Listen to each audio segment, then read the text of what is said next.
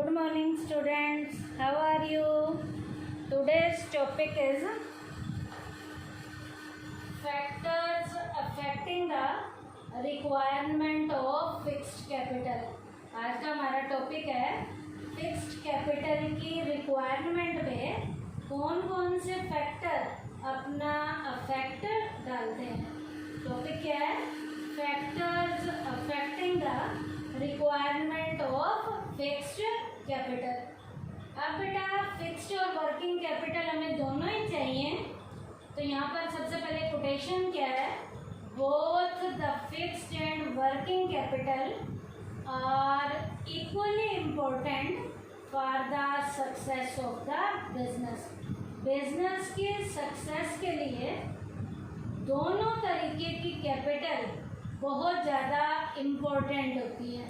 और वो दोनों तरीके की कैपिटल जो ज़्यादा इम्पोर्टेंट होती हैं बिजनेस की सक्सेस के लिए, एक कैपिटल होती है फिक्स्ड और एक होती है वर्किंग. फिक्स्ड कैपिटल जो होती है वो इन्वेस्टमेंट लॉन्ग टर्म की एसेट्स की होती है और जो वर्किंग कैपिटल होती है वो इन्वेस्टमेंट शॉर्ट टर्म की एसेट्स की होती है. अब बेटा आपको सबसे पहले फिक्स्ड कैपिटल का मीनिंग पता होना चाहिए कि फिक्स्ड कैपिटल है क्या. फिक्स्ड कैपिटल का मीनिंग है it refers to investment in long term assets. Long term की एसेट्स की इन्वेस्टमेंट को फिक्स्ड कैपिटल का नाम दिया जाता है. ऐसी इन्वेस्टमेंट जो एक साल से ज़्यादा time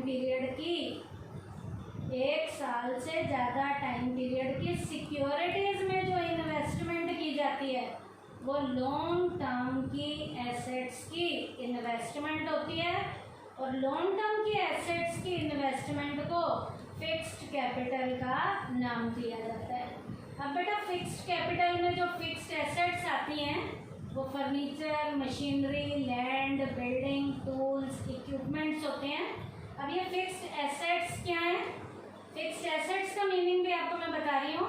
it refers to those assets which are required in business for more than 1 year. ये ऐसी एसेट्स होती हैं जिनकी ज़रूरत बिजनेस को 1 साल से ज़्यादा टाइम पीरियड के लिए जिसकी ज़रूरत होती है. ऐसी एसेट्स जिनकी ज़रूरत 1 साल से ज़्यादा टाइम पीरियड के लिए बिजनेस को पड़ती है, उन एसेट्स को जिनकी ज़रूरत 1 साल से ज़्यादा टाइम पीरियड के लिए पड़ती है वो एसेट्स फिक्स्ड एसेट्स कहलाती हैं. और फिक्स्ड एसेट्स में क्या क्या आता है? फर्नीचर आता है, मशीनरी आती है, बिल्डिंग आता है, उसके बाद लैंड आता है, इसमें टूल्स और इक्विपमेंट भी फिक्स्ड एसेट्स में रोल प्ले करते हैं. अब अगला टॉपिक है आपका factor affecting the requirement of fixed capital. Fixed capital की रिक्वायरमेंट पे कौन कौन से फैक्टर अपना इफेक्ट डालते हैं? उसमें सबसे पहला पॉइंट है nature of business.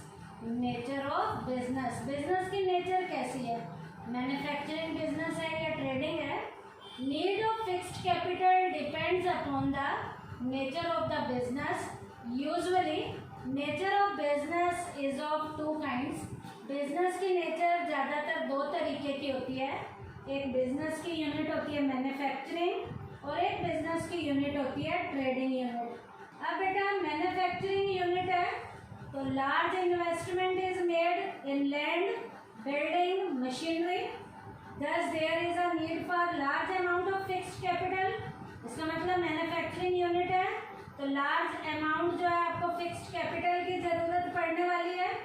On the contrary in case of trading business unit, यदि आपकी बिजनेस यूनिट ट्रेडिंग है, बना बनाया माल लाना है और बेचना है, इसका मतलब in which finished goods are bought and sold, बना बनाया माल लाना है और बेचना है, then less amount of fixed capital is needed. आपको फिक्स्ड कैपिटल की कम ज़रूरत पड़ेगी. फिर से सुन लीजिए, मैन्युफैक्चरिंग यूनिट है, फिक्स्ड कैपिटल की ज़रूरत ज़्यादा पड़ेगी.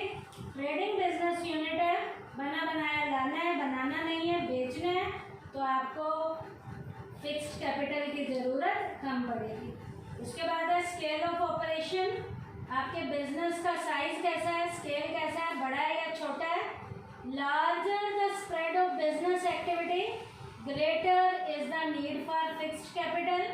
आपकी बिजनेस की एक्टिविटीज़ बहुत ज़्यादा हैं, बहुत बड़ी हैं, तो आपको फिक्स्ड कैपिटल की ज़रूरत क्या पड़ेगी, ज़्यादा पड़ेगी। इट विल रिक्वायर जो है large amount of fixed capital. अब बेटा यहाँ पर भी स्केल ऑफ ऑपरेशन में भी हम देखेंगे कि हमारी यूनिट कैसी है, मैन्युफैक्चरिंग टाइप की यूनिट है या ट्रेडिंग टाइप की यूनिट है। If a manufacturing enterprises is operating on a small scale, manufacturing unit को आप स्मॉल स्केल पे ऑपरेट कर रहे हो, it will require less amount of fixed capital. है यूनिट मैन्युफैक्चरिंग लेकिन उसका स्केल छोटा है, तो आपको फिक्स्ड कैपिटल की ज़रूरत कम पड़ेगी। On the other hand large scale manufacturing unit है, यूनिट भी मैन्युफैक्चरिंग और वो भी लार्ज स्केल की है, it will require more fixed capital, तो आपको फिक्स्ड कैपिटल की ज़रूरत क्या पड़ेगी, ज़्यादा पड़ेगी। उसके बाद है चॉइस ऑफ टेक्निक। आप कौन सी टेक्नोलॉजी को चुनते हो, कौन सी टेक्नोलॉजी को चुनते हो। Those manufacturing enterprises which makes use of modern and automatic machines. बेटा आपकी यदि यूनिट जो है ऐसी है और यदि आप उस माल को बनाने के लिए मॉडर्न लेवल की मशीन्स को या उस माल को बनाने के लिए आप ऑटोमेटिक टाइप की मशीन्स को यूज़ में ला रहे हो, आप ऑटोमेटिक टाइप की मशीन्स को यूज़ में ला रहे हो, need large amount of fixed capital, तो आपको वहाँ पर ज़्यादा अमाउंट के फिक्स्ड कैपिटल की आपको क्या पड़ने वाली है, ज़रूरत पड़ने वाली है।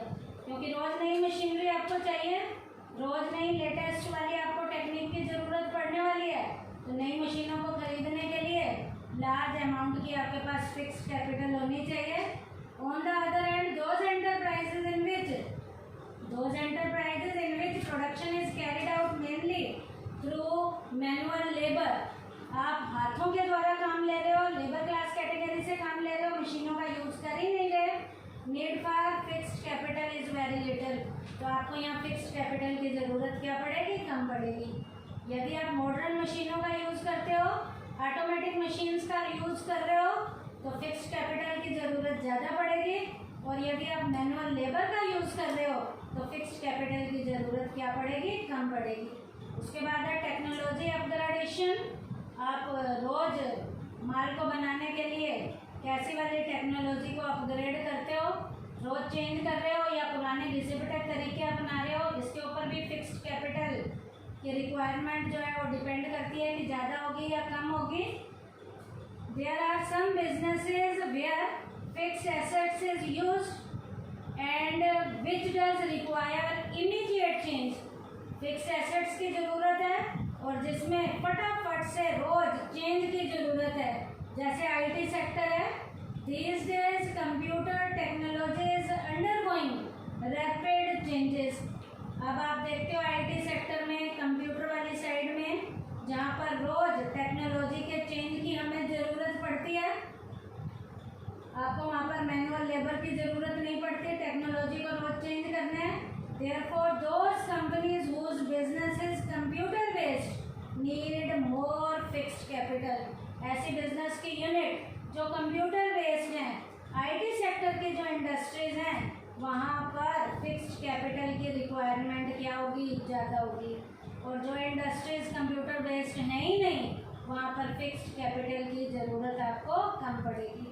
कंप्यूटर बेस्ड यूनिट्स हैं जहाँ रोज चेंज की रिक्वायरमेंट है, तो फिक्स्ड कैपिटल की ज़रूरत ज़्यादा पड़ेगी। और नॉर्मल इंडस्ट्री है जो कंप्यूटर बेस्ड ही नहीं है, वहाँ पर फिक्स्ड कैपिटल की ज़रूरत आपको कम पड़ेगी। उसके बाद ग्रोथ प्रोस्पेक्ट्स, आपकी यूनिट के विकास के चांसेस कैसे हैं, ज़्यादा है या कम है। There are two types of organisation from the point view of growth. Growth के पॉइंट व्यू से दो तरीके की यूनिट्स होती हैं।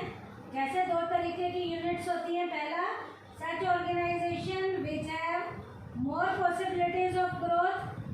पहली यूनिट ऐसी है जिनमें जो है ग्रोथ ग्रोथ की पॉसिबिलिटीज बहुत ज़्यादा हैं। पहली यूनिट ऐसी है जिसमें ग्रोथ की यूनिट क्या है, ज़्यादा है, और ऐसी यूनिट भी हो सकती है जहाँ ग्रोथ के चांसेस कम होते हैं। They do not need additional fixed capital in future, इसका मतलब उनकी पॉसिबिलिटी ग्रोथ की है ही नहीं। एक ऐसी यूनिट जहाँ ग्रोथ के चांसेस ज़्यादा हैं या कम है, तो पहले हम देखेंगे जहाँ ग्रोथ के चांसेस हैं ही नहीं। तो ग्रोथ के चांस जहाँ है ही नहीं वहाँ पर आपको फिक्स्ड कैपिटल की ज़रूरत क्या पड़ेगी, कम पड़ेगी। और जहाँ पर ग्रोथ के चांसेस हद से ज़्यादा है वहाँ फिक्स्ड कैपिटल की ज़रूरत आपको क्या पड़ेगी, ज़्यादा पड़ेगी। तो फिर से सुन लीजिए, such organisation which have no possibility of growth, they do not need additional fixed capital in future, and such organization which have more possibility of growth, they needs more additional fixed capital। जहाँ पर growth के chances ना के बराबर हैं वहाँ fixed capital की ज़रूरत कम पड़ेगी, और जहाँ ग्रोथ के चांसेस हद से ज़्यादा हैं वहाँ फिक्स्ड कैपिटल की ज़रूरत क्या पड़ेगी, ज़्यादा पड़ेगी। Such organisation make a choice of the source of finance well in advance. अब ऐसी ऑर्गेनाइजेशन को एडवांस में ही देख लेना है कि कैसा चाहिए, so that in case of additional finance can be made available. यदि ज़्यादा पैसा चाहिए तो टाइमली उसका क्या किया जा सके, प्रॉपर तरीके से अरेंजमेंट किया जा सके। उसके बाद है डाइवर्सिफिकेशन। डाइवर्सिफिकेशन, अब आपको सबसे पहले डाइवर्सिफिकेशन का मीनिंग पता होना चाहिए।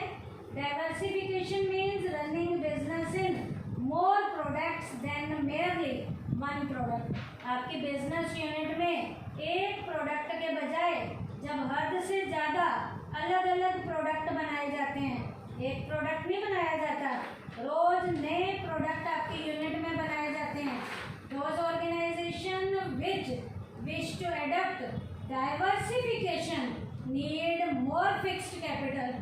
अब जो यूनिट डाइवर्सिफिकेशन के ऊपर बेस्ड है उसे ज़्यादा फिक्स्ड कैपिटल की ज़रूरत है, और जो एक आधा प्रोडक्ट ही बनाती है, डाइवर्सिफिकेशन पे बेस्ड नहीं है, उसे कम वर्किंग कैपिटल की ज़रूरत है।